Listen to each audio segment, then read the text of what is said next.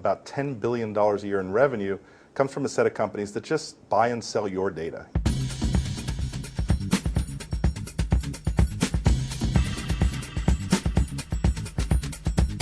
Hi, and welcome to Dog and Pony. I'm Zoriana Kitt. Protecting people's privacy and helping advertisers achieve targeted marketing sounds like two conflicting fields. Accomplishing both in his business is Steve Gall, Chairman and CEO of ProQuote.com. Steve, welcome. Thanks for having me. All right, so tell me about your business. What is ProQuote? Well, ProQuote is a really simple business. We use the internet to help consumers get only the marketing they want and stop the marketing they don't want. And we start with the postal mailbox. It's all that junk mail that piles up, about 40 pounds a year. And you can come to our site, 40 pounds a year for the average American.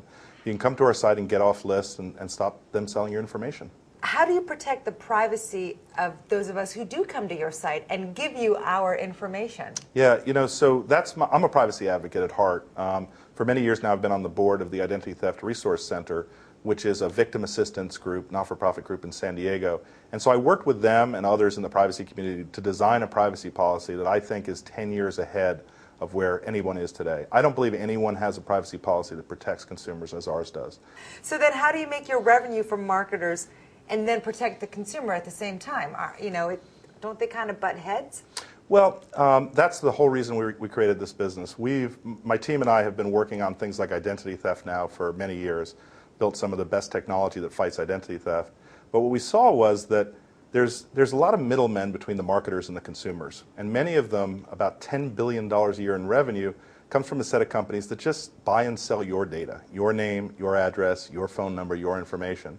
And they don't do a great job of understanding you, and they don't do a great job of getting you the things you really want. That's why you get all these calls and do not call lists, and you get all this mail, and you wonder, why am I getting this? And so we just want to do a better job at that with your help and figure out what you want and what you don't want and control it. Basically, this is the junk mail version of those do not call lists, correct? Well, so we looked hard at the do not call list, and very great project of the FTC, Federal Trade Commission.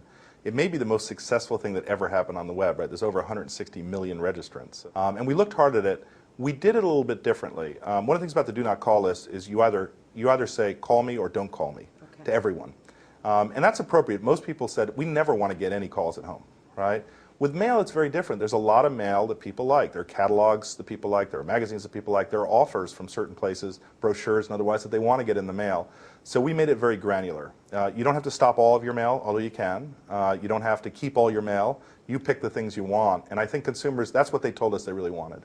So what kind of technologies has your team developed to ensure people's privacy and to ensure that this site is the way it should be? You know, it's interesting. Privacy is very rarely a technology issue.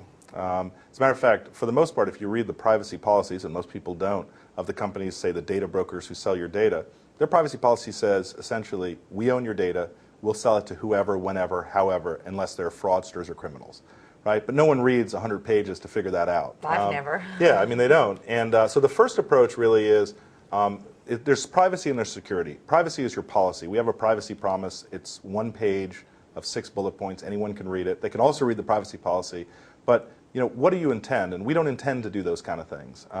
The second then is the security, and that starts, frankly, with educating every single person in your company. How do you know that the people in your company aren't moles for like another place? Like, how do you ensure that the people who come in there aren't going to steal that data and leave because they're disgruntled or they're upset or they were hired by a rival company to infiltrate you? Yeah, it's a good question. So part of our security procedures are a lot of background checks and personal checks before people come in. That's by no means foolproof, we know that. The bigger issue is very few people in our company have to have access to the data. And other people who don't have access to the data have built the systems that monitor when data is being accessed. So the company would know that somebody was accessing too much data or accessing data in an improper manner and would stop it. And that's where the technology really comes in, of tracking what's going on with the information. But the biggest issue is I can't look at any of the information. Not even you? No, I have no reason to.